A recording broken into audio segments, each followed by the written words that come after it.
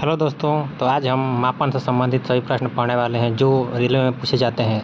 तो रेलवे में मापन से बहुत सारे प्रश्न पूछे जाते हैं, इसलिए वीडियो के अंत तक बने रहिएगा। वीडियो को पूरा देखिएगा जिससे आपको रेलवेज की जितनी भी परीक्षाएं हैं उसमें मापन से संबंधित कोई भी प्रश्न न छूटे।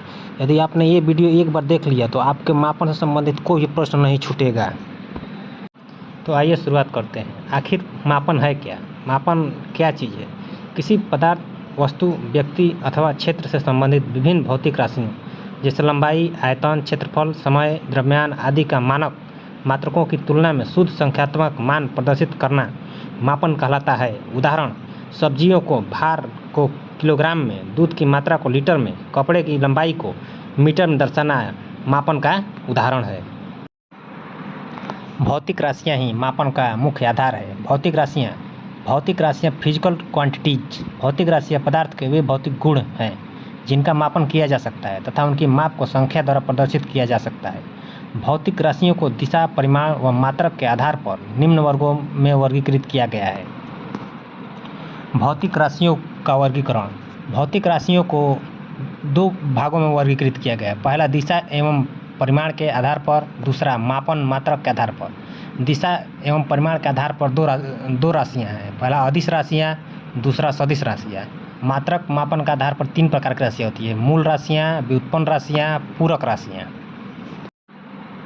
तो आइए जानते हैं अदिश राशियों के बारे में। तो अदिश राशियाँ स्केलर क्वांटिटीज, ऐसी भौतिक राशियाँ जिनको व्यक्त करने के लिए केवल परिमाण की आवश्यकता होती है, दिशा की नहीं, अदिश राशियाँ कहलाती हैं। जैसे दूरी, चाल, द्रव्यमान, आयतन, समय। तो दूरी को जैसे कोई डायरेक्शन न हो उसे अदिश राशियाँ कहते हैं। चाल में भी जैसे कोई दिशा नहीं होता है, नो डायरेक्शन। तो आइए सदिश राशि के बारे में जानते हैं।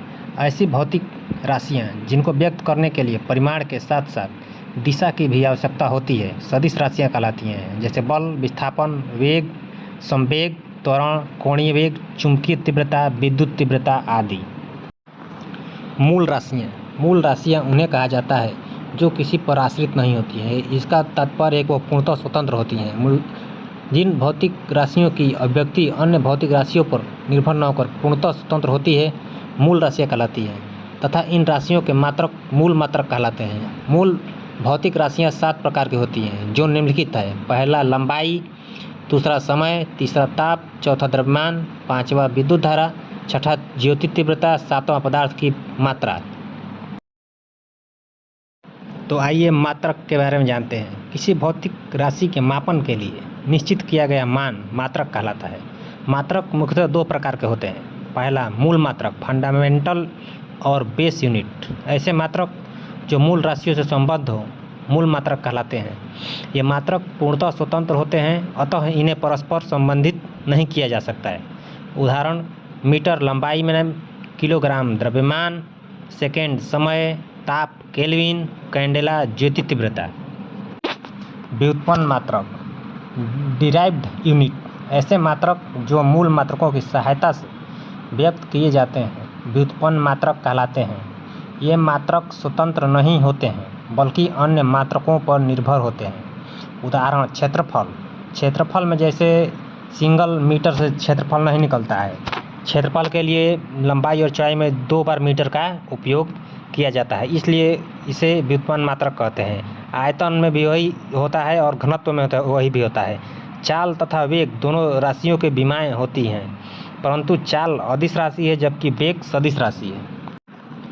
मापन या मात्रक की पद्धतियाँ। भौतिक राशियों के मापन की मुख्यतः 4 पद्धतियाँ प्रचलित हैं जो निम्नवत हैं। मापन पद्धति का पहला है सीजीएस पद्धति, दूसरा एफपीएस पद्धति, तीसरा एमकेएस पद्धति, चौथा एसआई पद्धति।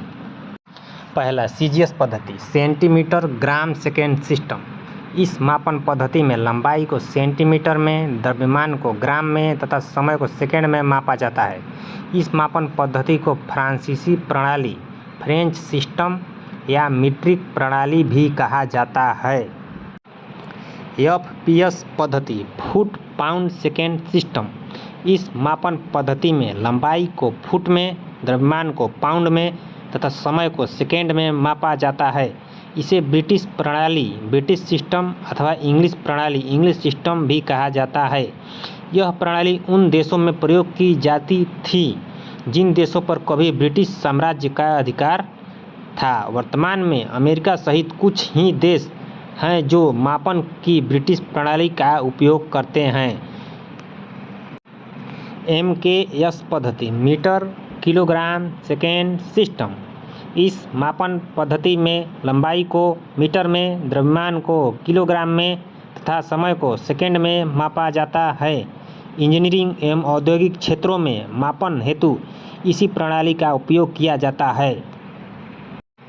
SI पद्धति, सिस्टम इंटरनेशनल। यह प्रणाली अंतर्राष्ट्रीय माप तौल अधिवेशन 1971 में स्वीकार की गई थी, जिसे सिस्टम इंटरनेशनल या SI पद्धति कहते हैं। यह मापन पद्धति MKS पद्धति का परिभाषित रूप है। वर्तमान में यह पद्धति सर्वाधिक प्रचलन में है। इस मापन पद्धति में 7 मूल मात्रक तथा 2 पूरक मात्रक सम्मिलित हैं। रेडियन व स्टेरेडियन पूरक मात्रक हैं। रेडियन से समतल कोण की माप तथा स्टेरेडियन से घन कोण अथवा ठोस कोण की माप प्रदर्शित की जाती है। महत्वपूर्ण तथ्य: माप तौल का अंतर्राष्ट्रीय bureau International Bureau of Weight and Measures France के सेवरेस नामक स्थान पर स्थित है। जूल एक ऐसा मात्रक है जिससे कार्य एवं ऊर्जा दोनों राशियों को व्यक्त किया जा सकता है। मैक गति का एक मात्रक है। इसके द्वारा रॉकेट, जेट यानों आदि की गति को व्यक्त किया जाता है। एक मैक बराबर 340.3 मीटर प्रति सेकेंड ध्वनि की गति। लंबाई मीटर, इसका प्रतीक m होता है। आइए इसकी परिभाषा जान लेते हैं। तो लंबाई की परिभाषा: प्रकाश द्वारा निर्वात में 1 सेकेंड के 1/299, 792, 498 भाग में तय की गई दूरी 1 मीटर कहलाती है। यह परिभाषा वर्ष 1983 में दी गई थी।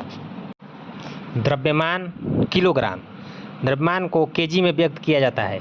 फ्रांस के सेवरिस नामक स्थान पर स्थित अंतर्राष्ट्रीय माप तौल ब्यूरो में रखे हुए प्लेटिनम इरिडियम मिश्र धातु से निर्मित सिलेंडर का द्रव्यमान 1 किलोग्राम के बराबर है। यह परिभाषा 1989 में दी गई थी। तो आइए अब अगले मात्रक के बारे में जानते हैं। तो अगला मात्रक है समय। समय को सेकेंड में व्यक्त किया जाता है और इसे S से डिनोट किया जाता है।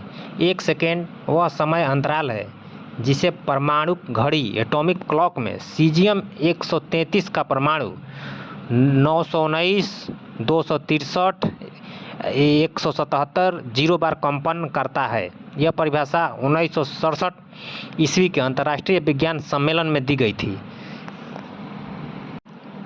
अगला है विद्युत धारा, इलेक्ट्रिक करंट। इसका मात्रक एम्पियर है। इसे A से डिनोट किया जाता है।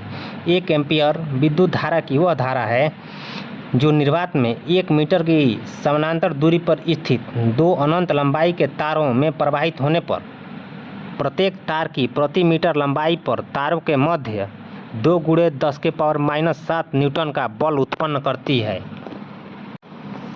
ताप, टेम्परेचर का मापन केल्विन में किया जाता है। इसे K से डिनोट किया जाता है। जल के त्रिक बिंदु ट्रिपल पॉइंट के ऊष्मागतिक ताप का 1/273.16वां भाग के 1 केल्विन कहलाता है। वह ताप तथा दाब जिस पर किसी पदार्थ की तीनों अवस्थाएं ठोस, द्रव, गैस एक साथ साम्यावस्था में होती हैं उसका त्रिक बिंदु कहलाता है। शुद्ध जल का त्रिक बिंदु 273.16 केल्विन ताप बराबर 0.01 डिग्री सेल्सियस तथा 611.65 पास्कल दाब पर होता है। पदार्थ की मात्रा को मोल में मापन किया जाता है। इसे मोल से डिनोट किया जाता है। 1 मोल किसी पदार्थ की वह मात्रा है जिसमें उस पदार्थ के उतने ही कण उपस्थित होते हैं जितने कार्बन 12 के 0.012 ग्राम किग्रा में परमाणु होते हैं। ज्योति तीव्रता को कैंडेला से मापा जाता है। इसे CD से डिनोट किया जाता है। किसी निश्चित दिशा में 540 × 10⁻12 हर्ट्ज का एक वर्णीय प्रकाश उत्सर्जित करने वाले तथा 1/683 वाट प्रति स्टेरेडियन की विकिरण तीव्रता वाले प्रकाश स्रोत की ज्योति तीव्रता 1 कैंडेला होती है। आइए एक मानक मीटर के बारे में जानते हैं। एक मानक मीटर बराबर क्या होता है? तो एक मानक मीटर बराबर पेरिस के निकट सेवेरेस्ट नामक स्थान पर 0 डिग्री सेल्सियस पर रखी प्लैटिनम एवं इरिडियम की छड़ पर बने दो चिन्हों के बीच की दूरी एक मानक मीटर कहलाती है। चूँकि यह पैमाना कभी भी नष्ट हो सकता है, इसलिए वर्ष 1960 के अंतर्राष्ट्रीय विज्ञान सम्मेलन में वैज्ञानिकों ने इसे कुछ निश्चित विकिरण की तरंगदैर्घ्य के पदों में निम्नलिखित रूप में व्यक्त किया। एक मानक मीटर वह दूरी है जो शुद्ध क्रिप्टॉन 36 क्रिप्टॉन 86 से उत्सर्जित होने वाले नारंगी रंग के प्रकाश की तरंगदैर्घ्य का 1650-763.73 गुना है। इसी प्रकार किलोग्राम को भी व्यक्त किया था उन्होंने। तो आइए जानते हैं किलोग्राम के बारे में। तो एक मानक किलोग्राम कार्बन 12 के 5.0188 गुणे 10 के पावर 25 परमाणुओं के द्रव्यमान को एक मानक किलोग्राम कहा जाता है। एक सेकेंड बराबर माध्य सौर दिवस के 86,400वें भाग को एक सेकेंड कहा जाता है। एक सेकेंड बराबर 1/86,400 गुणे माध्य सौर दिवस। तो आइए थोड़ा कोटिमान के बारे में पढ़ लेते हैं। ऑर्डर ऑफ मैग्नीट्यूड, जब किसी राशि के परिमाण को उसके निकटतम 10 की घात के रूप में लिखा जाता है तो 10 की घात के रूप में प्राप्त निकटतम मान को उस संख्या का कोटिमान ऑर्डर ऑफ मैग्नीट्यूड कहते हैं। जैसे 3394 को 3.394 इंटू 10 के पावर 3 के रूप में लिखा जा सकता है।